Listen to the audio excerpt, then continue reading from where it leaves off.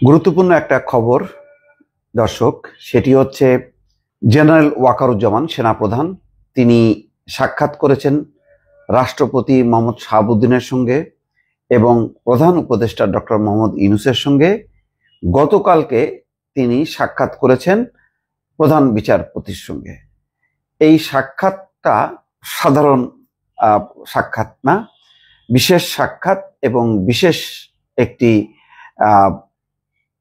পরিস্থিতি বা অবস্থার প্রেক্ষিতে এই সাক্ষাৎ। নানা ভাবে এই খবরগুলো বিশ্লেষণ হচ্ছে। গুজবের ডালপালা গতকালকে থেকেই ছড়িয়েছে, ফলে এই গুজবের ডালপালার মধ্যে আমি পার্টিসিপেট করতে চাই না।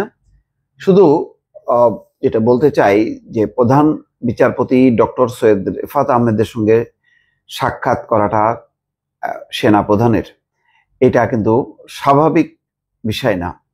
এটা কখনো এই ধরনের প্রধান বিচারপতির সাথে সাক্ষাৎ করে না। কিন্তু যেহেতু একটা আপৎকালীন পরিস্থিতি, জরুরি একটা পরিস্থিতি, যেই কারণে একটা অন্তর্বর্তী সরকার এবং সেই 5ই আগস্ট শেখ হাসিনা দিল্লিতে পালিয়ে যাবার পর থেকে ওয়াকারুজ্জামান বা সেনা বাহিনীর উপরে, সশস্ত্র বাহিনীর উপরে একটা বিশেষ দায়িত্ব বর্তেছে দেশের আইন শৃঙ্খলা রক্ষা করার বিষয়।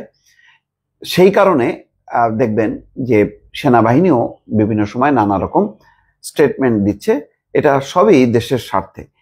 রেগুলার গভর্নমেন্ট থাকলে তখন সেনাবাহিনীর যে ভূমিকা থাকে আর বিশেষ পরিস্থিতিতে যে ভূমিকা থাকে সেটা একটু বোঝা দরকার। নতুবা অনেকে প্রশ্ন তুলতে পারেন যে কেন তিনি সাক্ষাৎ করছেন বা এটা খবর হিসাবে আসছে কেন।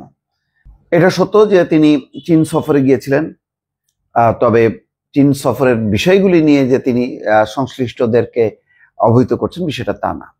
বাংলাদেশে এখন একটা পরিস্থিতি বিরাজ করছে, সেটা হচ্ছে নির্বাচনকে ঘিরে।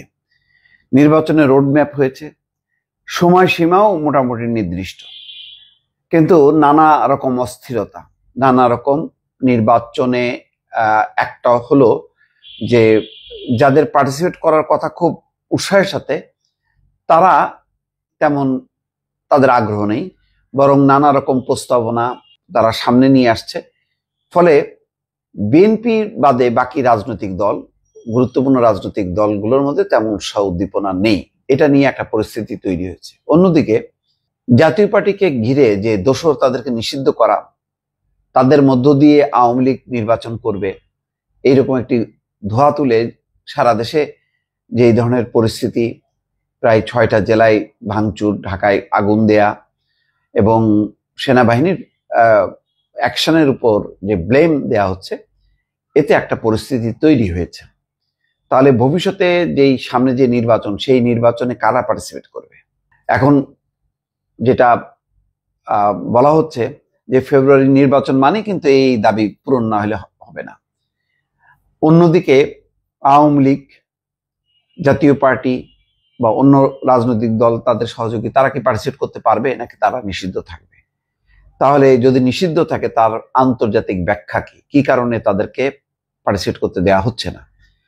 এই প্রসঙ্গগুলো খুবই গুরুত্বপূর্ণ। নির্বাচনের যদি এবারের নির্বাচন অংশগ্রহণমূলক না হয়, আন্তর্জাতিকভাবে যদি এটি গ্রহণযোগ্যতা না পায়, তাহলে এটি সামনে এই নির্বাচনের ফলাফল, সরকার সবই বিতর্কের মধ্যে পড়বে। শুধু তাই না, যারা কন্ডাক্ট করবে তারাও একটা বিতর্কের মুখে পড়বে। ডক্টর মোহাম্মদ ইউনূস যেভাবে অনেকগুলো কমিশন নিয়ে একেবারে কর্মকাণ্ড শুরু করেছেন, সেটা সত্য। এই কর্মকাণ্ড শেষ হইতে হইতে একটা রেগুলার গভর্নমেন্টের যেমন মেয়াদ থাকে তেমন একটা মেয়াদের দরকার, কিন্তু সেটা সম্ভব না।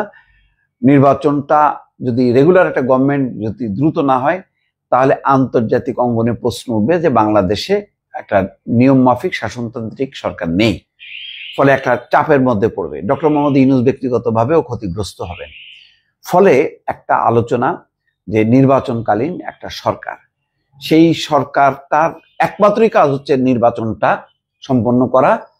যেই সরকারে যতগুলো বাহিনী আছে, আইন শৃঙ্খলা রক্ষাকারী সংস্থাগুলো আছে, সবাই মিলে একটা যদি একটা ড্রাইভ দেওয়া হয় যে তার আর কোনো এজেন্ডা নেই, তার একটাই এজেন্ডা নির্বাচন, সেই নির্বাচনের সম্পন্ন করার জন্য ইতিমধ্যে জামাতও বলেছে কিন্তু যে এই সরকারের নির্বাচন করার যথেষ্ট দক্ষতা আছে কিনা, যোগ্যতা আছে কিনা, এটা নিয়ে প্রশ্ন আছে।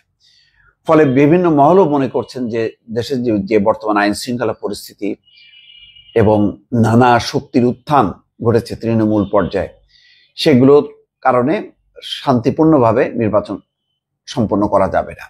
সেই কারণে খুবই শক্তিশালী একটা নির্বাচনকালীন সরকারের একটি বিষয় সামনে এসছে।